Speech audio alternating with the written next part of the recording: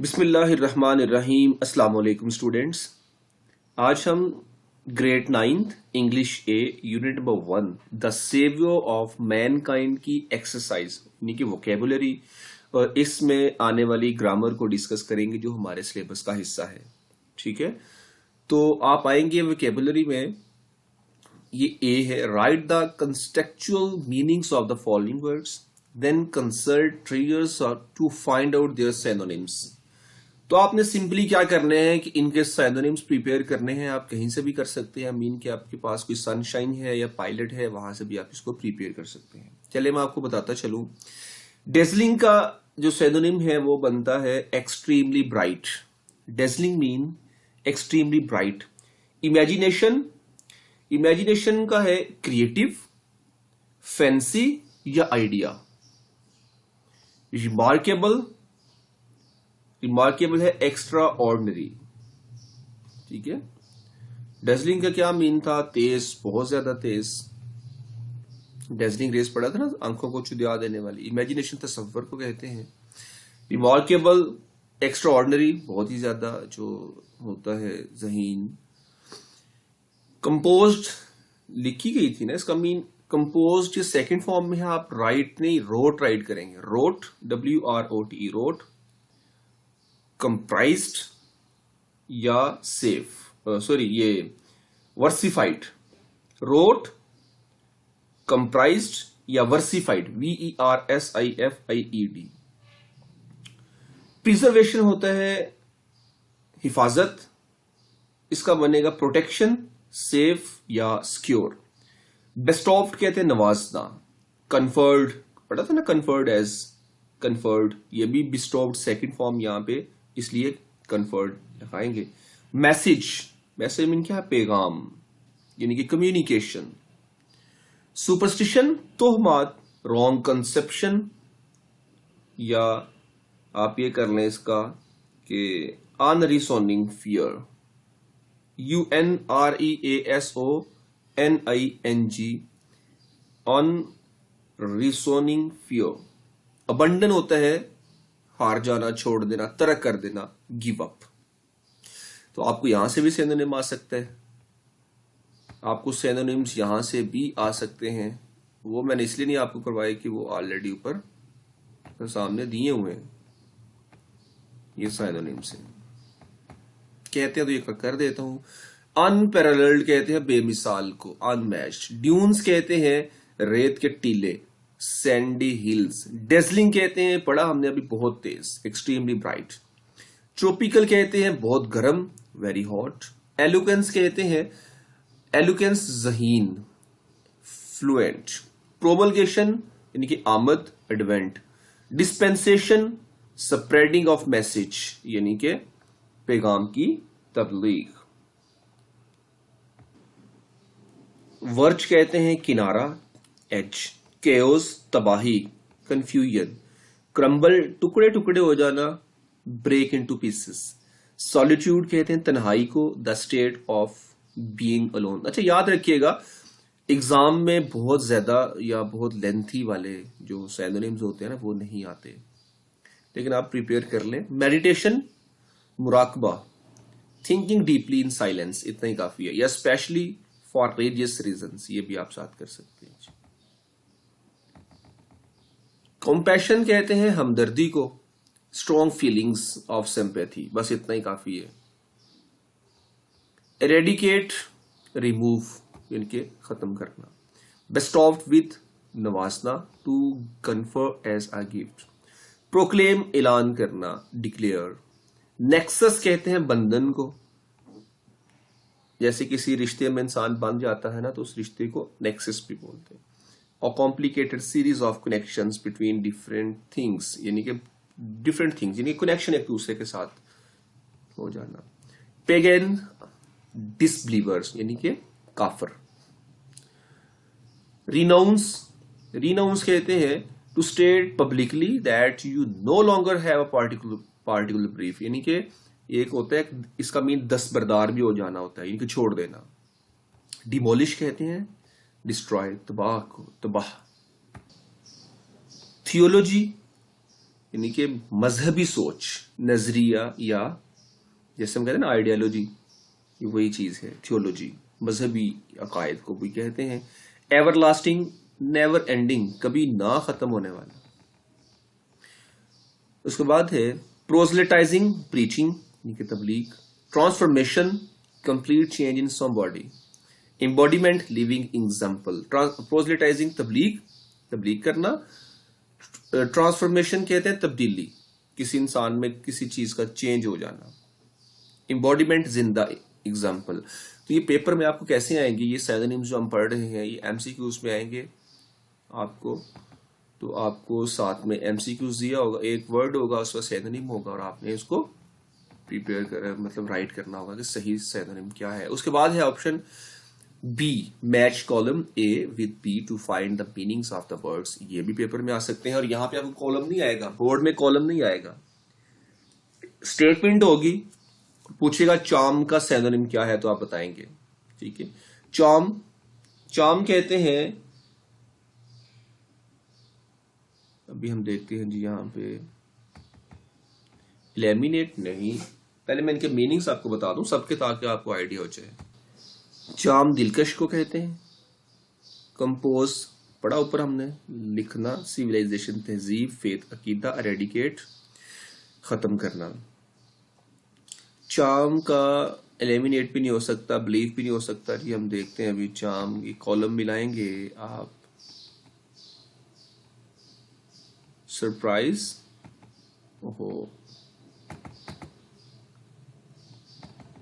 ये attraction, charm attraction. Compose, compose right. Civilisation, तहजीब का कल्चर। Faith, belief. रेडिकेट, ये था खत्म करना, इसका होता है खत्म करना भी, देखते हैं रेडिकेट। कंफ्यूजन, डिस्ट्रॉय, अट्रैक्शन, हाँ ये एलिमिनेट, खत्म करना, ये ऊपर ये। Eloquent, fluent. Bestowed with, conferred to as a gift. Demolish, ये होता है तबाह करना। डिस्ट्रॉय। प्रोसलिटाइजिंग, ये तबलीग होता है, इसका मीन तबलीग करना। Preaching. Everlasting, ever never ending, कभी ना खत्म होने वाला। Embodiment, living example. Chaos, virtue, age. Chaos होता है तबाही। Confusion, chaos, chaos, confusion. Virtue, age. Wonder, pride. Wonder, surprise. Dignity, pride. Wonder कहते हैं हैरान को, डिग्निटी कहते हैं अजमत को, और इसका है प्राइड। ये था, इसकी जरूरत नहीं है करने की। हाँ ये वर्ड सेंटेंसेस है, ये आपने लास्ट में प्रिपेयर कर लेने हैं। ये सी, ये सेंचुरी है, इसका सिनोनिम बनाए। I am studying in the history of the 5th century of Japan.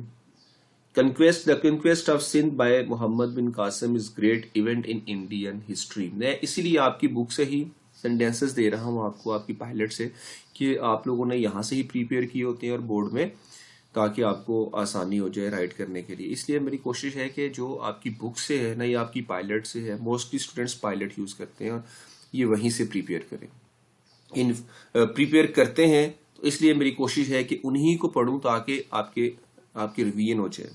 Influential बासर कहते हैं Khalid Parvez, the president Anjuman Tajran Pakistan is the influential personality. आप यूं भी कर सकते हैं, Quaid Azam is the most influential personality. Determination, Sultan Tipu fought against the English with determination and courage. Delegation कहते हैं वफद को। A delegation of teachers met the secretary education government of the Punjab yesterday. Quietly होता है खामोशी से। He left his house quietly and went to the forest. Urge कहते हैं मजबूर करना। I urged my sister to stay at my home. Ignorance कहते हैं जहालत को, और government is fight against poverty and ignorance. ठीक है जी। उसके बाद इसको प्रिपेयर करने की जरूरत नहीं है, इसकी जरूरत नहीं है। ये भी बोर्ड में क्वेश्चन नहीं है, इसकी जरूरत नहीं है। एडजेक्टिव्स पे आ जाए। एडजेक्टिव्स क्या होती हैं? एडजेक्टिव्स कहते हैं सिफ्त को। यहां पे आप चूज द करेक्ट एडजेक्टिव्स। इसका यूज बड़ी डिटेल से एडजेक्टिव का लेक्चर मैं अपलोड कर दूंगा, उसकी वीडियो मैंने बनाई थी। एडजेक्टिव्स क्या है, उसकी टाइप्स, डिग्रीज क्या होती है। फिलहाल मैं आपको एमसीक्यूज यहाँ पे करवा देता हूँ। Ashfaq Ahmed was a famous writer. This is very informative seminar. My mother becomes anxious if I get home late.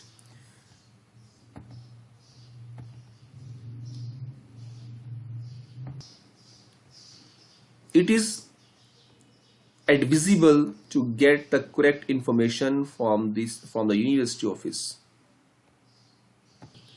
इसको एडवाइजेबल भी बोलते हैं, ठीक है, बल्कि एडवाइजेबल ही बोले, एडविजिबल ना बोले, advisable. Who is responsible for this chaos? तो अगर पेपर में एमसीक्यूज आते हैं तो जो मैंने आपको बताए हैं आपने उन्हीं को अंडरलाइन करना होगा। उसके बाद कंडीशनल क्लास की तरफ आ जाए। जी मैं समझा देता हूं आपको कंडीशनल क्लासेस क्या होती हैं। याद रखिएगा, इंग्लिश में बता रहा हूं, कंडीशनल क्लास उसको कहते हैं, यह फर्स्ट कंडीशनल टाइप। इंग्लिश में जैसे ये लिखा हुआ ना, इफ दे अराइव लेट, इसमें 2 क्लासेस होती हैं। मतलब एक सेंटेंस में कॉमा के साथ या कंजंक्शन के साथ 2 क्लासेस दी जाती हैं। अब कॉमन कंजंक्शन ये लेक्चर्स मेरे अलग से मैं आपके लिए रिकॉर्ड करूंगा। फिलहाल आपको सिलेबस के मुताबिक समझाने जा रहा हूं कि इसकी जो इफ वाली क्लास है ना, इसको कहते हैं कंडीशनल क्लास। इफ वाली क्लास को क्या कहते हैं? Conditional class. If they arrive late, अगर वो लेट आते हैं या अगर वो देर से पहुंचे, दे विल मिस द हाउस, वो मिस द बस, वो बस को छोड़ देंगे। तो इसमें क्या करते हैं, 2 क्लासेस आ गई। एक है कंडीशनल क्लास, हमेशा हर कंडीशनल क्लास में एक इफ वाली क्लास आती है या कंडीशनल वाली आती है। मतलब एक क्लास में शर्त पाई जाती है और दूसरी क्लास में उसका रिवार्ड होता है। तो एक को कंडीशनल वाली क्लास को कहते हैं कंडीशनल क्लास, इनकी शर्त है अगर वो लेट आते हैं। तो वैसे तो इसकी इंग्लिश आते हैं कि बजाय ना हम दोनों टेंस को फर्स्ट कंडीशनल में अगर उर्दू करनी हो तो एक कंडीशनल क्लास प्रेजेंट इंडेफिनेट में और रिवार्ड क्लास फ्यूचर इंडेफिनेट में होती है। याद रखिएगा, रिवार्ड क्लास फ्यूचर इंडेफिनेट में, कंडीशन क्लास प्रेजेंट इंडेफिनेट में। और उर्दू करते हुए, उर्दू तर्जमा करते हुए दोनों क्लासेस को हम गे, फ्यूचर इंडेफिनेट की सेंस में, मतलब गे में ट्रांसलेट करेंगे। जैसे अगर वो लेट आएंगे तो अपनी गाड़ी खो देंगे, ये इसकी इंग्लिश बनती है बेसिकली। तो if they arrive late, they will miss the train. आपने देखना ये है कि ये कंडीशनल क्लास है इफ वाली, और आगे है विल मिस द बस, ये फ्यूचर इंडेफिनेट है। तो भाई फ्यूचर इंडेफिनेट रिवार्ड क्लास है, एक क्लास प्रेजेंट इंडेफिनेट में है, तो आप समझ लीजिएगा वो फर्स्ट कंडीशनल होगा, वो फर्स्ट कंडीशनल होगा। जैसे इफ दे अराइव लेट, अगर वो लेट पहुंचेंगे अपनी गाड़ी खो देंगे। तो जब भी कभी आपको कंडीशनल क्लास प्रेजेंट टेंस में नजर आएगी और रिवार्ड क्लास फ्यूचर में नजर आएगी, समझ लीजिएगा वो फर्स्ट कंडीशनल है। हाँ, जब कभी आपको कंडीशनल क्लास पास्ट इंडेफिनेट में या पास्ट टेंस में नजर आएगी तो रिवार्ड क्लास विल और शेल की बजाय वुड में नजर आएगी, तो मान लीजिएगा वो सेकंड कंडीशनल है। अगर first class present perfect tense में होगी, प्रेजेंट परफेक्ट टेंस यानी कि हैज हैव के साथ और थर्ड फॉर्म के साथ होगी, और रिवार्ड क्लास वुड हैव के साथ, वुड हैव और थर्ड फॉर्म के साथ होगी, तो वो थर्ड कंडीशनल सेंटेंस होगा। इसको अच्छी तरह याद रखिएगा, इसकी जरूरत नहीं है करने की, ये सिर्फ इन्होंने दी है, वो यहां से आपको नहीं आएगा, वो खुद से आपको राइट करवाएंगे, ये भी इसकी भी जरूरत नहीं है। ठीक है जी, ये आपकी यूनिट नंबर 1 की एक्सरसाइज कंप्लीट होगी। तो ये जो एक्सरसाइज है ना, यहाँ पे जो एक्सरसाइज आप देख रहे हैं ये वाली, ये टेंसेस अगर आपको आते हैं तो ये उसी के अकॉर्डिंग ये क्लासेस हैं। जैसे इफ आई सी असलम, तो आई शेल क्या करूंगा मैं उसको invite, I shall invite him to dinner tomorrow, ऐसे पेपर में नहीं आएगा। एमसीक्यूज नीचे ऑप्शंस नहीं होंगे, उसमें से आप फाइंड आउट करेंगे। वो हो सकता है सी छोड़ दे नीचे, सी की सी, सा, सीन और नॉन ऑफ दीस ऐसे ऑप्शन दे दे, तो वो देखना चाहेगा कि स्टूडेंट को आइडिया है भी या नहीं। तो आपने देखना ये है कि ये कंडीशनल क्लास है, इफ के साथ आई है, एक कंडीशनल क्लास है, और आगे जो शेल यूज हुआ या विल यूज हुआ तो ये फ्यूचर है। तो एक प्रेजेंट इंडेफिनिट ही में जाएगी कंडीशनल क्लास, क्योंकि नेक्स्ट क्लास विल और शेल के साथ है, इनकी फ्यूचर टेंस में है। तो ये क्लास आगे पीछे भी हो सकती है। मतलब जैसे यहां पे उसने दिया इफ यू लाइक, पहले उसने रिवार्ड क्लास दे दी, उसके बाद कंडीशनल दे दी, तो आप ऐसे भी कर सकते हैं, इसकी कोई बात नहीं है, कोई टेंशन नहीं लेनी है। लेकिन रूल वही अप्लाई करना है, कंडीशनल क्लास में आप प्रेजेंट इंडेफिनिट टेंस रखेंगे और रिवार्ड क्लास में फ्यूचर इंडेफिनिट रखेंगे। और ये कंडीशनल क्लास में प्रेजेंट इंडेफिनिट नहीं भी तो सिंपल प्रेजेंट भी हो सकता है, he is my brother, simple है ना, ऐसे भी हो सकते हैं, लेकिन होना प्रेजेंट में चाहिए। और जो रिवार्ड क्लास है वो फ्यूचर इंडेफिनिट में, वो फर्स्ट कंडीशनल होगा। तो ये आपकी एक्सरसाइज कंप्लीट हो गई है। क्वेश्चन आंसर्स आपने खुद प्रिपेयर कर लेने हैं। मुझे दीजिए इजाजत, नेक्स्ट वीडियो के साथ मिलेंगे, नेक्स्ट लेक्चर इंशाल्लाह आपके सामने होगा। अल्लाह हाफिज।